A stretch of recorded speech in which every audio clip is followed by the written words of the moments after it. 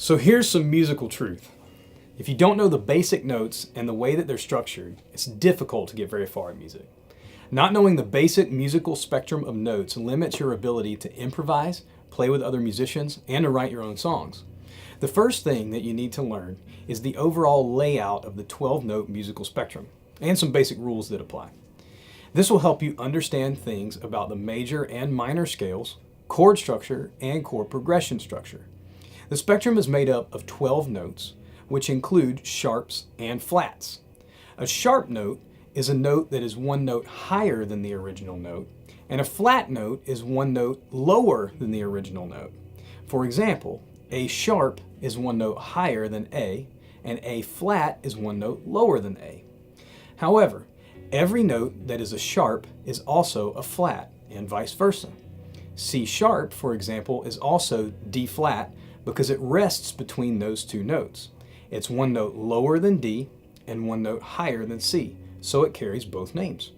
What you call the note depends on what key you're playing in, and really to go any further into key signature might be too complex for now.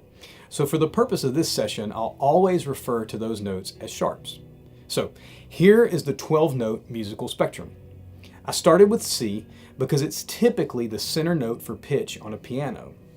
You can start this 12-note musical spectrum with any of the notes and go in order, and you should always end up on the octave of the note you started with.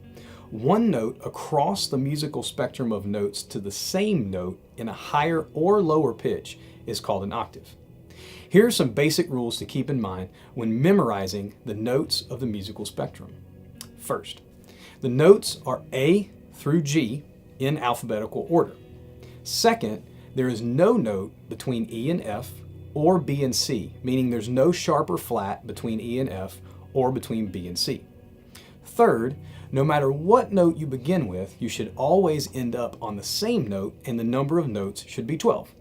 So work on memorizing these notes, their order, and their relationship to each other. As you look at the major and minor scales, your basic knowledge of notes will determine how quickly you grasp the concepts of harmony, melody, and so much more.